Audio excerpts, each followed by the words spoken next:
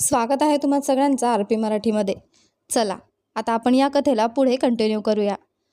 तर प्राजक्ता म्हणते, ठीक आहे, पण तुझी काळजी कोण घेणार? तुलाही स्वतःची काळजी घ्यायला शिकायला हवं. मला माझी तीच हसरी आनंदी बहीण पुन्हा पाहिजे आहे. आणि काळजी करू नकोस, देवाने तुझ्यासाठी कुठेतरी एक चांगला मुलगा ठेवलेलाच असेल. सायली म्हणते, प्लीज प्राजक्ता, आत्ता नाही. मी आयुष्यात फक्त एकदाच प्रेम करते आणि तेही मी आधीच केलं आहे, अभिषेकवर. तोच माझा पहिला आणि शेवटचं प्रेम आहे, माझा सोलमेट. प्राजक्ता म्हणते, पण सायली म्हणते, प्लीज, आता माझ्या आयुष्याचा एकच उद्देश आहे, माझ्या आजीची काळजी घेणं, बस. प्राजक्ता म्हणते, पण आजीचं सुख तुझ्या आनंदात आहे. तू आनंदी असशील तरच ती आनंदी राहील.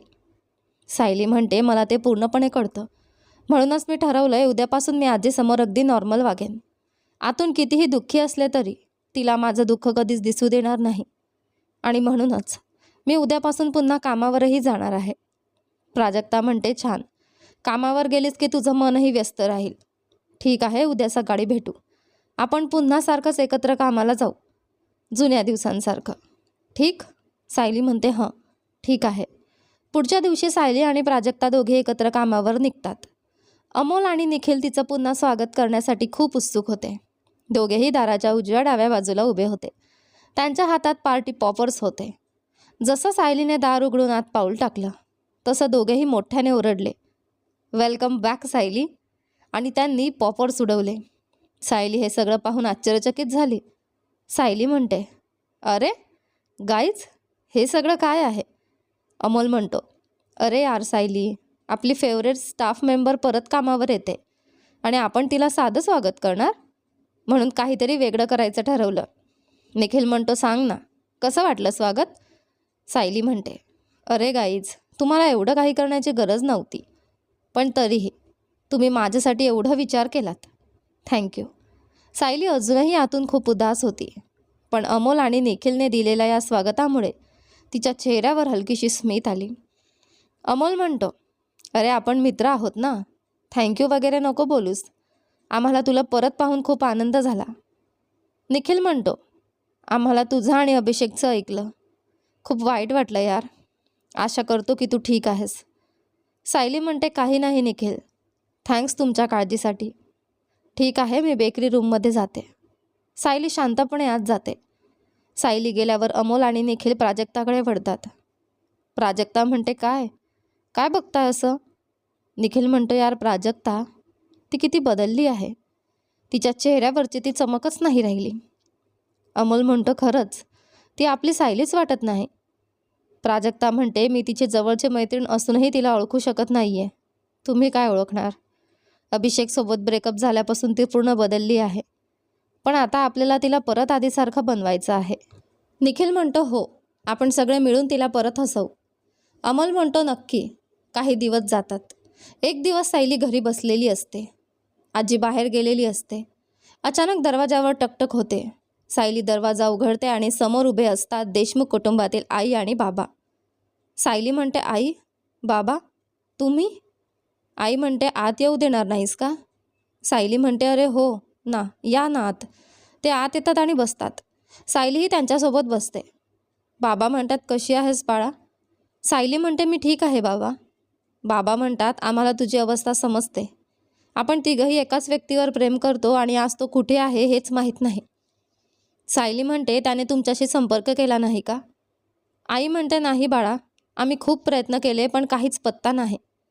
सायली म्हणते, सॉरी आई, मी त्याला थांबवू शकले नाही. आई म्हणते, काही हरकत नाही बाळा, आम्ही तुला दोष देत नाही. सायली म्हणते, मग तुम्ही इथे कशासाठी आलात? बाबा म्हणतात, का बाळा, तुला भेटायला कारण लागतं का? आणि खरं सांगायचं तर तू आम्हाला विसरलीस असं वाटतंय. सायली म्हणते, नाही बाबा, असं कधीच नाही. मी तुम्हाला आई बाबा मनापासून मानते. आई म्हणते, मग मुलगी आपल्या आईवडिलांपासून दूर राहणं योग्य आहे का? हे ऐकून सायली गोंधळते. सायली म्हणते, आई, तुम्हाला काय म्हणायचं आहे? आई डोळ्यात पाणी आणत म्हणते, बाळा, आम्हाला तू आमच्या हवेलीत राहायला यावंसं वाटतं. सायली पूर्णपणे आश्चर्यचकित होते. सायली म्हणते, म्हणजे मी तुमच्याकडे राहायला यावं? बाबा म्हणतात, हो बाळा, तू आमच्यासाठी मुलगीच आहेस. अभिषेकसोबत तुझं लग्न व्हावं असं आम्हाला वाटत होतं, पण ते नाही झालं. किमान तू आमच्यासोबत मुलगी म्हणून राहू शकतेस ना? सायली म्हणते, पण बाबा, ती तुमची हवेली आहे, मी कशी राहू तिथे? आई म्हणते, पण तूच म्हणालीस ना आम्हाला आई बाबा मानतेस, मग काय अडचण आहे? बाबा म्हणतात, आणि तुझ्या आजीलाही घेऊन ये, आणि काळजी करू नकोस, आम्ही तुला काही मदत करत नाही आहे, तू तुझं काम सुरू ठेवू शकतेस. आम्हाला फक्त आमच्या मुलीला आमच्या डोळ्यांसमोर पाहायचं आहे. सायली म्हणते, ठीक आहे आई बाबा, मी आधी आजीशी बोलते, तिच्या परवानगीशिवाय काही करू शकत नाही. बाबा म्हणतात, ठीक आहे बाळा, आम्ही तुझ्या उत्तराची वाट पाहू. सायलीशी बोलून झाल्यावर देशमुख कुटुंबातील आई आणि बाबा त्यांच्या हवेलीत परत जातात. ते गेल्यावर सायली लगेच प्राजक्ताला फोन करून सगळं सांगते. प्राजक्ता देशमुख कुटुंबाच्या बाजूने बोलते, पण तरीही सायलीला आधी आजीशी बोलून निर्णय घेण्याचा सल्ला देते. थोड्या वेळाने आजी घरी येते. सायली तिला सगळं सांगते. सगळं ऐकल्यावर आजी तिचं मत सांगते. आजी म्हणते, बघ बाळा, सुरुवातीला देशमुख कुटुंब तुझ्या आणि अभिषेकच्या नात्याच्या विरोधात होतं, हे खरं आहे. पण जेव्हा तू त्याच्या जीवासाठी स्वतःचा जीव धोक्यात घातलास, तेव्हाच त्यांच्या डोळ्यातलं सत्य उघडलं. त्या घटनेनंतर त्यांचा तुझ्याकडे बघण्याचा दृष्टिकोन पूर्ण बदलला. ते तुमच्या दोघांना एकत्र पाहून खूप आनंदी होते. त्यांनी तुला त्यांच्या मुलीसारखं स्वीकारलं होतं. पण अजूनही आठवतं, जेव्हा तू हॉस्पिटलमध्ये डिस्चार्ज झालीस तेव्हा ते दररोज तुला भेटायला यायचे. ते तुझी काळजी घेत होते, जणू तू त्यांचीच मुलगी आहेस. आणि आता अभिषेक फक्त तुलाच नाही तर त्यांनाही सोडून गेला आहे, म्हणून त्यांना त्यांच्या घरात मुलाच्या जागेची पोकळी जाणवते. आजी म्हणते, आणि कारण त्यांनी तुला मुलगी मानलंय, म्हणून आता ते तुला त्यांच्या घरी घेऊन जाऊन ती पोकळी भरून काढू इच्छितात. तू आणि अभिषेक एकमेकांवर खूप प्रेम करत होतात, म्हणून आता त्यांना तुझ्यातच त्यांचा मुलगा दिसतोय सायली. म्हणून हे सगळं लक्षात घेऊन माझ्या मते तुला त्यांच्या घरी जायला हवं. सायली म्हणते, खरंच आजी, तुला असं वाटतं? आजी म्हणते, हो बाळा, आणि जसं मला माहिती आहे तूही त्यांना आईबाबा मानतेस ना, मग तिथे जाण्यात काही चुकीचं नाही. सायली म्हणते, ठीक आहे आजी, पण जसं मी सांगितलं, मी तुला इथे एकटी सोडणार नाही, तुलाही माझ्यासोबत यावं लागेल. आजी म्हणते, अरे बाळा, मी तिथे काय करणार? सायली म्हणते, प्लीज आजी, तू नाही आलीस तर मीही जाणार नाही. आजी काही वेळ शांत राहते, थोडा विचार करते आणि मग बोलते, ठीक आहे बाळा, जर तू माझ्याशिवाय जाणार नाहीस तर मी तयार आहे. आजीचं उत्तर ऐकून सायली खूप आनंदी होते. सायली म्हणते, थँक्यू आजी, खूप खूप धन्यवाद. ती आनंदाने आजीला मिठी मारते. सायली देशमुख कुटुंबातील आईला फोन करून तिचा निर्णय सांगते. तिचं उत्तर ऐकून दोघेही खूप आनंदी होतात आणि मग दुसऱ्याच दिवशी सायली आणि आजी हवेलीत राहायला जातात. ते दोघं हवेलीत पोहोचतात तेव्हा आई बाबा हॉलमध्ये त्यांची वाट पाहत उभे असतात. एका कोपऱ्यात जतीनही हसत त्यांना पाहत असतं. ही आजीची पहिलीच हवेलीत येणं असतं. इतकं मोठं घर पाहून ती पूर्णपणे आश्चर्यचकित होते. आजी म्हणते, अरे सायली बाळा, हे घर किती मोठं आहे, इथून तिथे जायला पण मला खूप वेळ लागेल, हे खरंच घर आहे का? सायली म्हणते, अगं आजी, हळू बोल, आई बाबा उभे आहेत तिकडे. बाबा त्यांचं बोलणं ऐकतात आणि हसतात. बाबा म्हणतात, अरे सायली बाळा, काही काळजी नको करूस, हे घर जितकं आमचं आहे तितकंच तुमचंही आहे. आई म्हणते, आणि माझी आजी, तुम्ही काळजी करू नका, घर मोठं असलं तरी नोकर आहेत, तुम्हाला काही हवं असेल तर ते आणून देतील. आजी म्हणते, ओह ठीक आहे मग. आई म्हणते, चला आई, मी तुम्हाला तुमची खोली दाखवते. आजी म्हणते, हो बाळा. आई आजीला तिच्या खोलीकडे घेऊन जाते. ते गेल्यावर सायली बाबांकडे येते. सायली म्हणते, बाबा सॉरी, आजीने असं बोललं कारण तिने इतकं मोठं घर पहिल्यांदाच पाहिलं. बाबा म्हणतात, काही हरकत नाही बाळा, मला समजतं, चल मी तुला तुझी खोली दाखवतो. सायली म्हणते, बाबा एक छोटी विनंती आहे. बाबा म्हणतात, सांग बाळा. सायली म्हणते, मला माहिती आहे अभिषेक इथे फार राहत नव्हता, पण त्याची एक खोली होती ना, तर जर तुम्हाला हरकत नसेल तर मला त्याच्या खोलीत राहायचं आहे. सायलीचं उत्तर ऐकून बाबा थोडे भावूक होतात. ते काही क्षण शांत राहून तिच्याकडे पाहत राहतात. सायली गोंधळते. सायली म्हणते, काय झालं बाबा, तुम्ही असं का पाहताय? बाबा म्हणतात, सायली, अभिषेकच्या आईने जे सांगितलं होतं ते अगदी खरं ठरलं. मी तुझ्यासाठी दुसरी खोली ठरवली होती, पण तिने सांगितलं की तुला अभिषेकचीच खोली द्यावी, कारण तिला वाटलं होतं की तू तीच मागशील. हे ऐकून सायलीच्या डोळ्यात पाणी येतं. सायली म्हणते, म्हणजे म्हणजे देशमुख कुटुंबातील बाबा म्हणतात, हो बाळा, तू अभिषेकची खोली घेऊ शकतेस. सायली म्हणते, थँक्यू डॅड, खूप खूप धन्यवाद. तुम्ही मला सांगू शकता का त्याची खोली कुठे आहे? बाबा म्हणतात, नक्की बाळा, तू जिना चढ. उजव्या बाजूची पहिली खोली अभिषेकची आहे. ती लॉक नाही, तू जाऊ शकतेस. सायली हळूहळू त्या खोलीकडे जाते. तिथे पोचल्यावरती एक खोल श्वास घेते आणि दरवाजा उघडते. दरवाजा उघडल्यानंतर ती तिथेच उभी राहते आणि संपूर्ण खोलीकडे पाहत राहते. तिच्या डोळ्यात पाणी दाटून येतं. ती खूप भावूक होते. काही क्षण ती तशीच उभी राहते. मग हळूहळू आत जाते.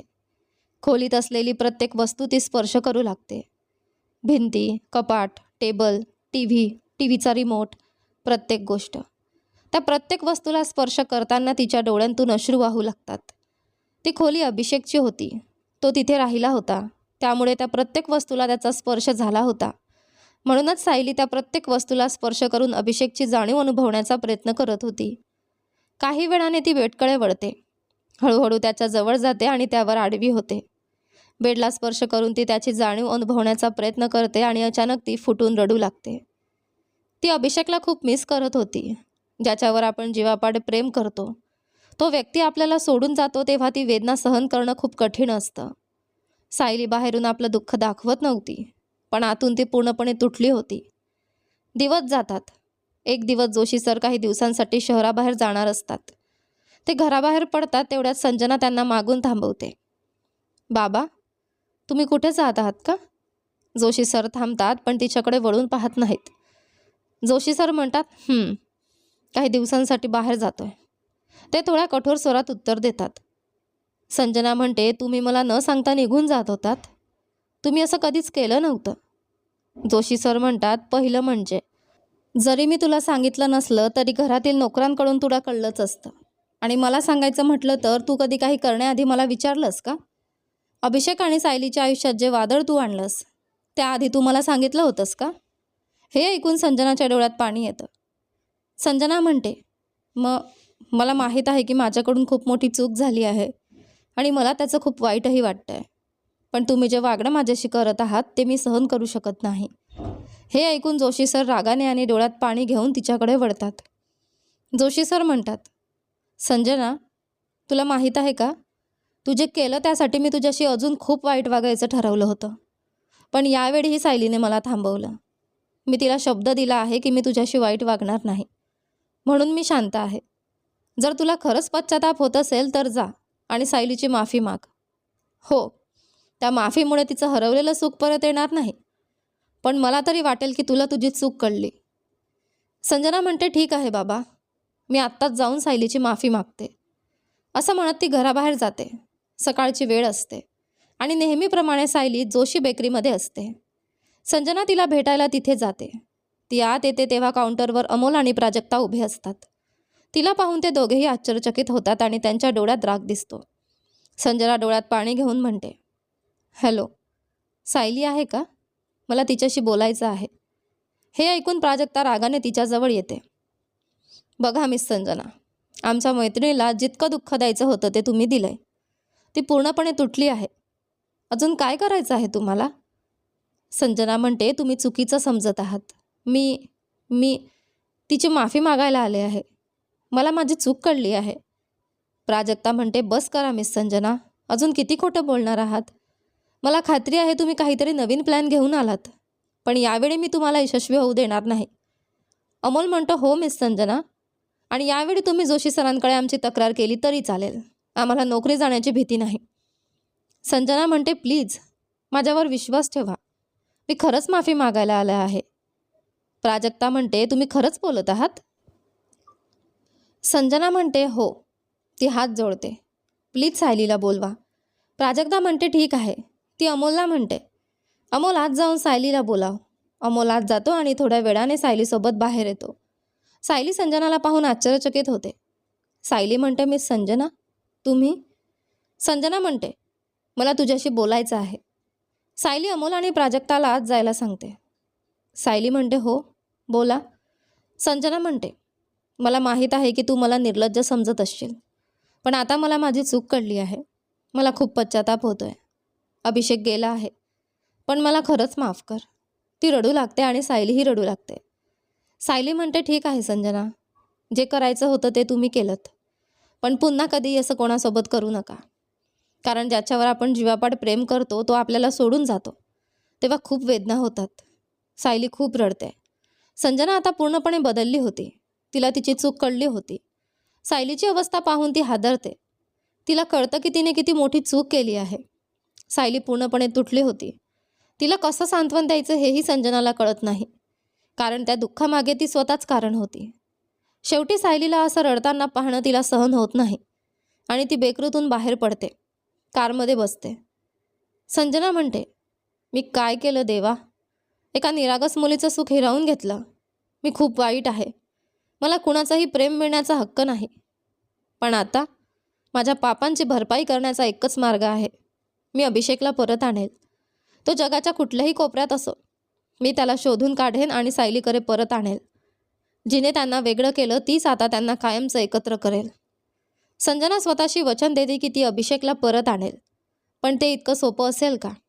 विशेषतः जेव्हा कुणालाही माहीत नाही की अभिषेक कुठे गेला आहे. 2 वर्षांनंतर फ्लॉरेन्स, इटली. संध्याकाळचा वेळ होता. व्हिया दे टोर्नाबुआनी ही फ्लॉरेन्समधील खूप प्रसिद्ध आणि गजबजलेला रस्ता आहे. नेहमीप्रमाणे तिथे खूप लोकांची वर्दळ होती. त्या गर्दीत संजना देखील होती. ती इकडे तिकडे पाहत होती, जणू काहीतरी शोधत होती आणि शेवटी तिची नजर थांबली जेव्हा तिला एक कॅफे दिसला. संजना म्हणते, हो, माईस अँड मोचा कॅफे. हेच मी शोधत होते. संजना कॅफेमध्ये आत जाते आणि आजूबाजूला पाहू लागते. अचानक तिची नजर एका व्यक्तीवर पडते. काळ्या लेदर जॅकेटमध्ये तो कोपऱ्यात बसला होता. तो भारतीय होता. संजना त्याला हात दाखवते. तोही परत हात दाखवतो आणि संजना त्याच्याजवळ जाऊन बसते. संजना म्हणते, हाय, कसा आहेस इक्बाल? इक्बाल म्हणतो, हो, मी ठीक आहे. पण बघ संजना, त्याला कळलं की मी तुला त्याचा पत्ता दिला आहे तर तो मला सोडणार नाही. संजना म्हणते, काळजी करू नकोस इक्बाल, सगळं माझ्यावर सोड. तो तुला काहीही म्हणणार नाही. इक्बाल म्हणतो, ठीक आहे, मला तुझ्यावर विश्वास आहे संजना. इक्बालचं उत्तर ऐकून संजना हसू लागते. संजना म्हणते, विश्वास? हं, कित्येक वर्षांनी कुणीतरी माझ्यावर विश्वास दाखवला आहे. काळजी करू नकोस इक्बाल, मी तुझा विश्वास कधीही तोडणार नाही. इक्बाल म्हणतो, धन्यवाद संजना. ठीक आहे, मी निघतो आता. संजना म्हणते, ठीक आहे. रात्री साधारण 1 वाजले होते. शहरातील सगळे रस्ते शांत झाले होते. एका रस्त्यावर एकटा माणूस चालत एका घराकडे जात होता. तो त्या घराजवळ येतो आणि खिशातून किल्ली काढून दरवाजा उघडणार इतक्यात त्याला मागून आवाज येतो, आणखी किती वर्ष तू सगळ्यांपासून दूर राहणार आहेस? तो आवाज ऐकून तो माणूस मागे वळतो आणि तो दुसरा कोणी नसून अभिषेक असतो. आणि जो आवाज त्याने ऐकला तो संजनाचा होता. 2 वर्षांनी तिला समोर पाहून अभिषेक आश्चर्यचकित होतो. काही क्षणांसाठी तो तसाच थांबून राहतो. अभिषेक म्हणतो, संजना, तू? संजना म्हणते, हो, मीच. कसा आहेस अभिषेक? अभिषेक तिचा प्रश्न दुर्लक्षित करतो. अभिषेक म्हणतो, आत येशील का? संजना म्हणते, हो, नक्कीच. अभिषेक दरवाजा उघडतो. दोघे आत येतात. संजना घराकडे पाहू लागते. ते एक खूप लहान घर होतं. 2 छोट्या खोल्या, एक हॉल आणि एक किचन.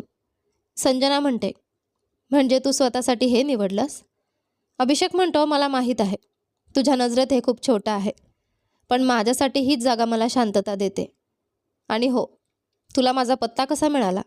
संजना म्हणते, मी मागील 2 वर्षांपासून तुला शोधत होते अभिषेक, आणि खरंच सांगते, तुझा पत्ता शोधताना मी जवळपास पूर्ण युरोप फिरून आले, पण देवाचे आभार, शेवटी तुला सापडले.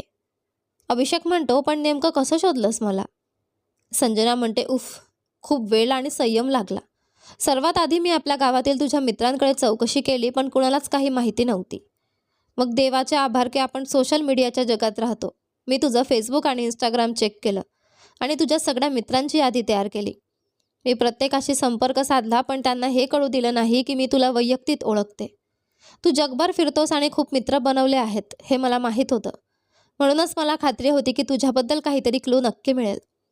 काही महिने गेले. काही लोक फक्त सोशल मीडियावरील मित्र होते. त्यांना तुझ्याबद्दल काहीच माहिती नव्हती. काही जण तुला ओळखत होते, पण त्यांनाही तुझ्या सध्याच्या ठिकाणाबद्दल काही माहिती नव्हती. पण माझ्या शोधामुळे एक गोष्ट स्पष्ट झाली. तू युरोपमध्ये आहेस, म्हणून मी युरोपला आले. तुझ्या सगळ्या युरोपियन मित्रांना प्रत्यक्ष भेटले आणि तिथेच मला इक्बाल खान भेटला. तो सोशल मीडियावर नव्हता, पण मला त्याच्याबद्दल माहिती मिळाली एका इटालियन माणसाकडून, लॉरेन्झो एक्सपोसिटो. तो तुझा आणि इक्बालचा कॉमन फ्रेंड होता. त्याने मला सांगितलं की तू आणि इक्बाल फ्लॉरेन्समध्ये एक रेस्टॉरंट चालवता. अभिषेक म्हणतो, हो, ते खरं आहे. मी इक्बालला 4 वर्षांपूर्वी भेटलो होतो. तेव्हा मी इटलीला प्रवास करत होतो. आपण दोघं भारतीय असल्यामुळे आम्ही खूप चांगले मित्र झालो. त्यावेळी तो एक छोटं रेस्टॉरंट चालवत होता. पण आमची मैत्री घट्ट झाल्यावर त्याने माझ्यासोबत पार्टनरशिपमध्ये मोठं रेस्टॉरंट सुरू करण्याची इच्छा व्यक्त केली होती. पण त्यावेळी मी त्याचा प्रस्ताव नाकारला. नंतर 2 वर्षांपूर्वी जेव्हा मी भारत सोडला तेव्हा मी पुन्हा इटलीला आलो आणि त्याचा प्रस्ताव स्वीकारला. पण एक गोष्ट मान्य करावी लागेल संजना, तू मला शोधण्यासाठी खूप मेहनत घेतली आहेस. अगदी CBI जसं एखाद्या गुन्हेगाराला शोधतं तसं तू मला शोधलं आहेस. पण खरं सांग, तू इथे का आली आहेस? संजना म्हणते, मी इथे आले हे विचारायला की तू परत आपल्या देशात आणि आपल्या सुंदर गावामध्ये कधी येणार आहेस. अभिषेक म्हणतो, संजना, मी ते सगळं मागे सोडलं आहे. आता मी इथेच राहतो. हेच माझं आयुष्य आहे. संजना म्हणते, ठीक आहे, मला समजलं. पण एक सांग अभिषेक, सगळं मागे सोडून या परक्या देशात एकटं आयुष्य जगताना तू खरंच आनंदी आहेस का? अभिषेक म्हणतो, हो हो, मी खूप आनंदी आहे. संजना म्हणते, तुला तुझे आईवडील आठवत नाहीत का? अभिषेक म्हणतो, नक्कीच आठवतात संजना, खूप आठवतात. पण संजना म्हणते, पण काय अभिषेक? जर ते तुला आठवतात तर तू इथे का आहेस? माझ्यासोबत भारतात चल, तुझ्या आईवडिलांना भेट, ते तुला खूप मिस करत आहेत. अभिषेक म्हणतो, समजून घे संजना, मी तिथे येऊ शकत नाही, आता कधीच नाही. संजना म्हणते, पण का अभिषेक? तुला काय अडवतंय? संजनाचा प्रश्न ऐकून अभिषेकच्या डोळ्यात पाणी येतं. अभिषेक म्हणतो, ती सायली, सुंदरगावमध्ये तिचं असणं मला तिथे परत येण्यापासून थांबवतं. त्या गावात तिच्यासोबत घालवलेले क्षण मला परत येऊ देत नाहीत. आधी जेव्हा तिचा विचार करायचो तेव्हा माझं मन आनंदाने भरून यायचं. पण ज्या दिवसापासून तिने मला फसवलं तेव्हापासून तिचा विचार जरी केला तरी माझ्या मनाला जो त्रास होतो तो मी शब्दात सांगू शकत नाही. त्यामुळे कल्पना कर, फक्त तिचा विचार करूनच मला इतका त्रास होतो. तर जर मी त्या गावात परत गेलो आणि पुन्हा तिच्यासमोर उभा राहिलो तर मला किती सहन करावं लागेल. म्हणूनच मला परत यायचं नाही. हे खरं आहे की मी इथे पूर्णपणे आनंदी नाही, पण ठीक आहे, हेच माझं आयुष्य आहे आता. अभिषेकचं उत्तर ऐकून संजनाच्या डोळ्यात अश्रू येतात. संजना म्हणते, तुला माहीत आहे अभिषेक, जेव्हा एखादा माणूस वाईट स्वभावाचा असतो आणि इतरांच्या आयुष्यात वाईट गोष्टी करत राहतो तेव्हा त्याला कळत नाही की तो किती मोठं नुकसान करत आहे. पण जेव्हा तोच माणूस बदलतो तेव्हाच त्याला आपल्या चुका समजतात. आता माझी अवस्था तशीच आहे. गेल्या 2 वर्षांपासून मी माझ्या चुका मनावर घेऊन फिरते आहे आणि आज तुला भेटून, तुझी अवस्था पाहून तो भार अजून वाढला आहे. मी खूप मोठ्या चुका केल्या आहेत अभिषेक. संजनाचं बोलणं ऐकून अभिषेक गोंधळून जातो. तिला नेमकं काय म्हणायचं आहे ते त्याला समजत नाही. अभिषेक म्हणतो, काय बोलतेस तू संजना? मला काहीच समजत नाही आहे. संजना म्हणते, मी त्या गोष्टींबद्दल बोलते ज्या मी तुझ्यासोबत आणि सायलीसोबत केल्या. तुमच्यातलं अंतर जे मी निर्माण केलं. अभिषेक म्हणतो, अरे संजना, तू स्वतःला का दोष देत आहेस? सायलीनेच मला फसवलं होतं. तू फक्त तिचं खरं रूप माझ्यासमोर आणलं. तू काहीच चुकीचं केलं नाहीस. मी तिला नेहमी एक निरागस आणि स्वच्छ मनाची मुलगी समजत होतो, पण ती त्या शब्दांवरच डाग ठरली. अभिषेकचं बोलणं ऐकून संजनाचे डोळे भरून येतात आणि तिचे अश्रू वाहू लागतात. संजना म्हणते, सायली चुकीची नाही आहे अभिषेक. ती तशीच आहे जशी तू नेहमी समजत होतास. ती खूपच स्वच्छ मनाची मुलगी आहे. जर कोणी चुकीचा असेल तर ती मी आहे. अभिषेक अजूनही काही समजू शकत नाही. त्याला संजना रडताना दिसते, त्यामुळे तो अजूनच गोंधळतो. अभिषेक म्हणतो, काय काय बोलतेस तू संजना? आणि तू अशी का रडते आहेस? संजना म्हणते, आता मी तुला जे सांगणार आहे अभिषेक, ते ऐकल्यानंतर तू मला खूप द्वेष करशील, कदाचित मला थप्पडही मारशील. पण मला काही फरक पडत नाही, कारण मी त्याच्यासाठीच पात्र आहे. अभिषेक म्हणतो, संजना, तुझी अवस्था आणि तुझे शब्द माझ्या मनात भीती निर्माण करत आहेत. त्यामुळे कृपया सरळ सांग तुला काय सांगायचं आहे. संजना म्हणते, ठीक आहे, ऐक अभिषेक, सायलीने कधीच तुला फसवलं नव्हतं. हे सगळं मी आणि तुषारने मिळून प्लॅन केलं होतं. संजना अभिषेकला सगळी गोष्ट सांगते. त्या रात्री फार्म हाऊसवर तिने कसं सगळं वळवून दाखवलं. जणू सायली खूप दिवसांपासून असंच करत आहे हे ती सांगते. तसेच दुसऱ्या दिवशी सकाळी तिच्या वडिलांनी सायलीच्या घरी जाऊन तिला सगळं सत्य कसं सांगितलं हेही ती अभिषेकला सांगते. संपूर्ण गोष्ट ऐकल्यानंतर अभिषेक पूर्णपणे तुटून गेला होता. तो जबरदस्त धक्क्यात होता. त्याचे डोळे मोठे झाले होते आणि अश्रूंनी भरले होते. जणू त्याच्या पायाखालची जमीनच सरकली होती. अभिषेक म्हणतो, म्हणजे त्या दिवशी एअरपोर्टवर सायली मला हेच सांगण्याचा प्रयत्न करत होती आणि माझं मन तिच्याबद्दल इतक्या द्वेषाने भरलं होतं की मी तिला बोलायलाही संधी दिली नाही. देवा, माझ्याकडून हे काय पाप झालं. प्रेमाच्या नात्यांचा पाया विश्वास आणि समजुतीवर असतो आणि त्या दिवशी जेव्हा ती तिचं म्हणणं सांगायला आली होती तेव्हा मी तिला एक शब्दही बोलू दिला नाही. मी काय केलं आहे? मला अशा निरागस आणि स्वच्छ मनाच्या मुलीचं मन दुखावून जगण्याचा अधिकार नाही. अभिषेक पूर्णपणे तुटून गेला होता. तो स्वतःवरचं नियंत्रण गमावत होता. हो, मी स्वतःलाच संपवतो. हो, मी आत्महत्या करतो. अभिषेक खोलीच्या भिंतीजवळ जातो आणि स्वतःचं डोकं जोरात भिंतीवर आपटू लागतो. तो 2-3 वेळा आपटतो, पण त्याआधीच संजना त्याला थांबवायला धावते. अभिषेक पूर्णपणे शुद्ध हरपल्यामुळे तिला ढकलून देतो. अभिषेक म्हणतो, प्लीज संजना, मला थांबवू नकोस. मला खरंच जगण्याचा अधिकार नाही. संजना हार मानत नाही. ती पुन्हा येते आणि कशीबशी त्याला थांबवते. त्याचे खांदे पकडते आणि त्याला स्वतःकडे वळवते. संजना म्हणते, अभिषेक, हा सगळा वेडसरपणा थांबव, आत्ताच थांबव. ती त्याच्यावर ओरडते आणि त्याला हकलून शुद्धीवर आणण्याचा प्रयत्न करते. अभिषेक म्हणतो, मग तू मला काय करायला सांगतेस संजना? मी त्या निरागस मुलीचं मन तोडलं. ज्या गोष्टी तिने केल्याच नाहीत त्यासाठी तिला शिक्षा दिली. मला जगण्याचा काहीच अधिकार नाही. अभिषेकचं पूर्णपणे मानसिक कोलमडणं झालं होतं. तो लहान मुलासारखा रडत होता आणि संजनाही अश्रू ढाळत होती. संजना म्हणते, ही तुझी चूक नाही अभिषेक, ही चूक तुझी नाही. प्लीज स्वतःला त्रास देऊ नकोस. जे काही झालंय त्यासाठी मीच जबाबदार आहे. त्यामुळे शिक्षा मला मिळायला हवी. तू स्वतःला त्रास देण्याऐवजी मला शिक्षा दे. मला हवं तितकं मार. तुझा सगळा राग माझ्यावर काढ, कारण ही सगळी चूक माझी आहे. अभिषेक म्हणतो, तू समजत नाही आहे संजना, ही सगळी चूक माझीच आहे. त्यावेळी जे काही घडलं तेव्हा मला किमान एकदा तरी विचार करायला हवा होता. जी मुलगी माझ्यासाठी स्वतःचा जीव धोक्यात घालू शकते ती मला कसं काय फसवेल?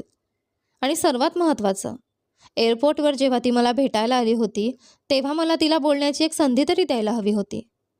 आणि तुझ्याबद्दल बोलायचं झालं तर प्लीज इथून निघून जा संजना. मला तुझा चेहराही पाहायचा नाही. संजना म्हणते, हो, मी जाईन अभिषेक. मी पुन्हा कधीच तुझ्यासमोर येणार नाही.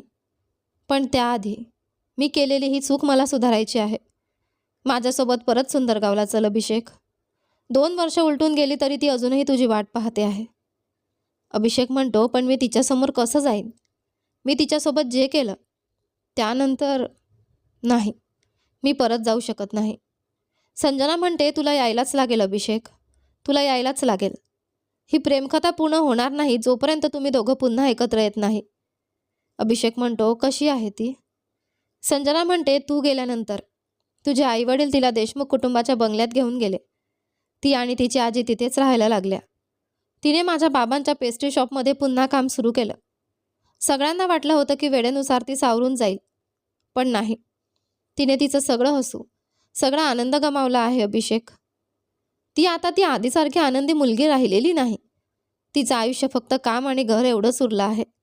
ती कुणाशी जास्त बोलत नाही, मित्रांशी सुद्धा नाही.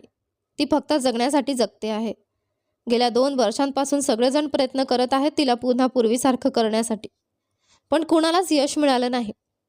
आणि तिच्यासारखाच तूही बघ, तूही इथे फक्त जगण्यासाठी जगतो आहेस.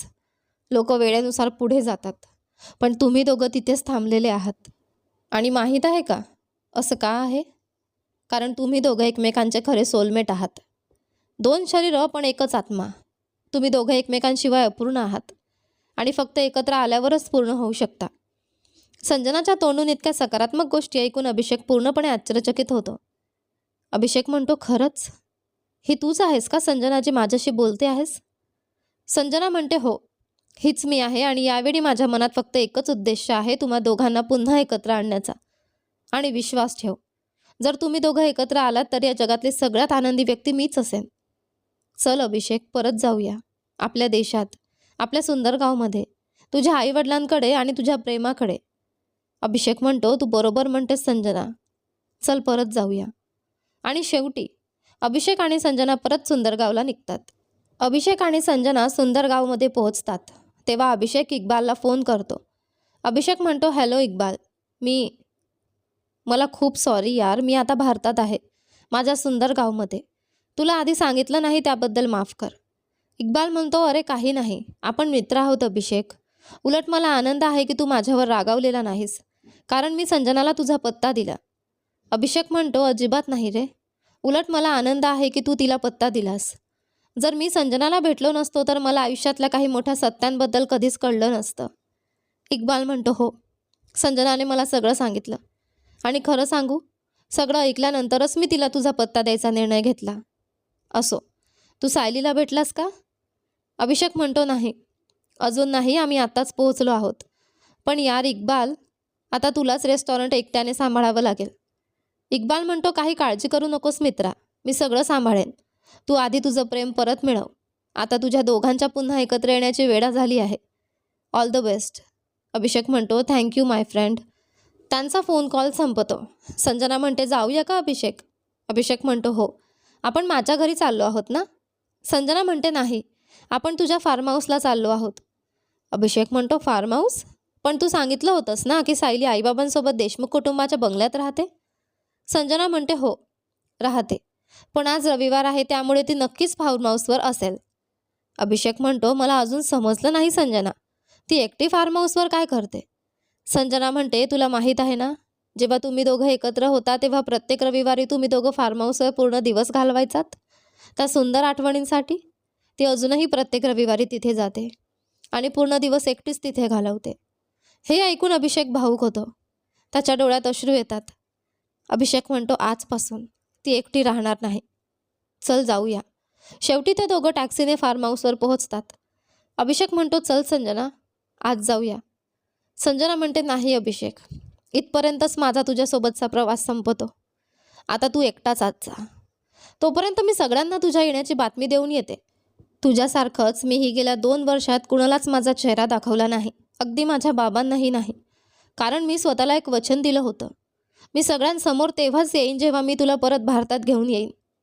पण हो, मी सगळ्यांवर लक्ष ठेवत होते, त्यांच्या रोजच्या आयुष्यावर. तुला माहीतच आहे ना, मला लोकांच्या आयुष्यावर गुपचूप लक्ष ठेवायला किती चांगलं येतं. ती हसते. संजनाचं बोलणं ऐकून अभिषेकही हसतो. अभिषेक म्हणतो, हो, मला चांगलंच माहीत आहे. संजना म्हणते, तर आता मी तुला परत आणलं आहे, माझं वचन पूर्ण केलं आहे. आता मला बाबांकडे जायचं आहे आणि सगळ्यांना तुझ्या येण्याची बातमीही द्यायची आहे. अभिषेक म्हणतो, खूप खूप धन्यवाद संजना, तू जे काही केलंस त्यासाठी. संजना म्हणते, मी काहीच केलं नाही, फक्त वाईटच केलं आहे. आणि आता जे थोडं चांगलं केलं आहे ते फक्त माझ्यामुळे झालेल्या सगळ्या नुकसानाची भरपाई आहे. आता जा, अजून वेळ वाया घालवू नकोस. जा आणि तिला मिठीत घे. संजना अभिषेकला तिथेच सोडून टॅक्सीने आपल्या घरी निघून जाते. अभिषेक जवळपास 2 वर्षांनी सायलीला भेटणार होता. तिच्या समोर गेल्यावर तो नेमकं काय बोलेल त्याला काहीच समजत नव्हतं. त्याला माहीत होतं की सायलीच्या आयुष्यातून दूर जाऊन त्याने तिला त्या गोष्टींसाठी शिक्षा दिली ज्या तिने कधी केल्याच नव्हत्या. तो खूप नर्वस होता आणि तितकाच भावूकही. त्याच्या डोळ्यात अश्रू होते. तो हळूहळू फार्म हाऊसमध्ये आत गेला. फार्म हाऊसचा दरवाजा उघडाच होता. आत गेल्यावर त्याला पूर्ण घरात शांतता जाणवली. घरात कोणीच नव्हतं. तो पुढे जातो आणि त्याची नजर मागच्या दरवाजावर पडते. तोही उघडाच होता आणि त्या दरवाजातून त्याला सायली दिसते. ती बाहेर गवतावर बसलेली असते, नदी आणि डोंगरांकडे तोंड करून, जसं ती आधी अभिषेकसोबत बसायची तसं. तिला पाहून अभिषेकच्या डोळ्यांतून अश्रू वाहू लागतात. थोडा वेळ तिला पाहिल्यानंतर अभिषेक हळूहळू तिच्याकडे चालू लागतो. मागच्या दरवाजातून बाहेर येऊन तो तिथेच थांबतो. सायली तिथे बसून आकाशात उडणाऱ्या पक्ष्यांकडे पाहत होती. तिचं पूर्ण लक्ष त्यांच्यावर होतं. ती स्वतःच्या विचारांमध्ये हरवली होती. आजूबाजूला काय चाललंय याची तिला काहीच जाणीव नव्हती. अभिषेकला तिचा चेहरा दिसत नव्हता, कारण ती नदी आणि डोंगरांकडे तोंड करून बसली होती. पण तिच्या बसण्याच्या पद्धतीवरून त्याला कळत होतं की तिचं लक्ष आकाशातील पक्ष्यांवर आहे. अभिषेक म्हणतो, त्या पक्ष्यांमध्ये तुला तुझा अल्बाट्रॉस सापडणार नाही, कारण तो तुझ्या अगदी मागे उभा आहे. अचानक मागून आलेला अभिषेकचा आवाज ऐकून सायली दचकते. तिचे विचार थांबतात. जणू काही तिच्या अंगातून विजेचा झटका गेला होता. तिचे डोळे मोठे होतात आणि अश्रूंनी भरतात. ती हळूहळू उठते आणि मागे वळते आणि समोर अभिषेकला पाहताच तिच्या डोळ्यातले अश्रू वाहू लागतात. 2 वर्षांनी तिचा चेहरा पाहून अभिषेकही भावूक होतो. सायली म्हणते, तू तू खरंच माझ्यासमोर आहेस का? की मी फक्त कल्पना करते आहे? तू खरंच खरंच माझ्याकडे परत आला आहेस का? सायलीचे प्रश्न ऐकून अभिषेक तिच्याकडे चालत जातो. अभिषेक म्हणतो, नीट बघ माझ्याकडे सायली. ही तुझी कल्पना नाही. मी खरंच तुझ्यासमोर उभा आहे. तू कदाचित मला तुझ्या प्रेमाच्या पिंजऱ्यातून मुक्त केलं असेल, पण एक गोष्ट विसरलीस. जर एखाद्या पक्ष्याला त्याच्या मालकावर खरं प्रेम असेल, तर तो एक दिवस नक्की परत येतो. आणि म्हणूनच मी परत आलो आहे तुझ्याकडे, कारण या जगात तुझ्या प्रेमापेक्षा सुंदर काहीच नाही. हो सायली, मला सगळं सत्य कळलं आहे, म्हणूनच मी इथे आलो आहे. अभिषेकचं बोलणं ऐकून सायली जोरात रडू लागते आणि त्याला घट्ट मिठी मारते. अभिषेकही तिला घट्ट मिठीत घेतो. दोघं बराच वेळ एकमेकांना मिठीत धरून राहतात, एकमेकांची ऊब अनुभवत. त्या लांब मिठीने त्यांच्या मनातील सगळ्या जखमा हळूहळू भरून निघायला लागतात. त्या मिठीने त्यांच्या मनातील सगळं दुःख दूर होते, जो त्यांनी वेगळं झाल्यापासून मनात साठवून ठेवलं होतं. ती मिठी इतकी खोल आणि लांब होती, जणू ते दोघं कायमचे एकमेकांना जोडले गेले आहेत. ते पूर्ण वाटत होते. संजनाने जे म्हटलं होतं ते अगदी खरं होतं. ते दोघं 2 शरीरं पण एक आत्मा होते. आणि त्या मिठीने ते सिद्ध केलं. अभिषेक म्हणतो, का का मला त्या दिवशी जाऊ दिलंस सायली? तू मला थांबवायला हवं होतं. सायली म्हणते, मी तुला थांबवायला आले होते अभिषेक, पण तू काही ऐकायलाच तयार नव्हतास. अभिषेक म्हणतो, मग काय झालं जर मी ऐकायला तयार नव्हतो? तू तुझ्या अल्बाट्रॉसला इतक्या सहज जाऊ दिलंस? जर मी ऐकत नव्हतो तर तू मला एक जोरदार थप्पड मारायला हवी होतीस. सायली म्हणते, तू वेडा आहेस का? मी तुझ्यावर हात कसा उचलू शकते? आणि दुसरं म्हणजे तू माझा अल्बाट्रॉस आहेस. आणि जेव्हा तू म्हणालास की माझं तुझ्यासमोर असणं तुला त्रास देतं, तेव्हा मला कळालं की तुला माझ्यापासून दूर करणं हाच तुझ्या आनंदाचा मार्ग आहे. म्हणून मी तुला मोकळं सोडलं, तुझ्या मनाला जिथे जायचं असेल तिथे उडण्यासाठी. सायलीचं उत्तर ऐकून अभिषेक मिठी सोडतो. तिच्या डोळ्यात पाहतो आणि तिचा चेहरा आपल्या हातात धरतो. अभिषेक म्हणतो, जर तू मला सोलमेट समजत असशील तर तू एक गोष्ट विसरत आहेस, की सोलमेट कधीच एकटा राहत नाही. तो त्याच्या जीवनसाथीसोबतच राहण्याची इच्छा करतो. आणि ती व्यक्ती तू आहेस सायली. माझं खरं सुख फक्त तुझ्यात आहे. आपण दोघं खऱ्या प्रेमाच्या शोधात होतो आणि ते आपल्याला एकमेकात सापडलं. मला एकटं राहायचे नाही. मला तुझ्यासोबत जगायचं, मरायचं आहे. आयुष्यभर तुझ्यासोबत. I love you so much माझ्या प्रिये. I love you. अभिषेकच्या शब्दांनी सायली खूप भावूक होते. दोघांच्या डोळ्यात पुन्हा अश्रू येतात, पण यावेळी ते आनंदाचे अश्रू होते. सायली म्हणते, आय लव्ह यू टू माझ्या गोड soulmate. I love you too. सायलीच्या उत्तरानंतर दोघे एकमेकांना किस करतात. तेवढ्यात अभिषेकचे आई वडील, आजी, जतीन, प्राजक्ता, अमोल, निखिल, जोशी सर आणि संजना सगळे मागच्या दरवाजाजवळ उभे होते आणि बऱ्याच वेळापासून त्यांना पाहत होते. त्यांच्या डोळ्यातही आनंदाचे अश्रू होते. त्यांना दोघांना एकत्र पाहून खूप आनंद झाला होता. सगळ्यांमध्ये सर्वात जास्त आनंदी संजना होती, कारण तिने अभिषेकला जे सांगितलं होतं ते अगदी खरं ठरलं होतं, की जेव्हा अभिषेक आणि सायली पुन्हा एकत्र येतील तेव्हा या जगातली सर्वात आनंदी व्यक्ती मीच असेन. संजना म्हणते, ठीक आहे ठीक आहे.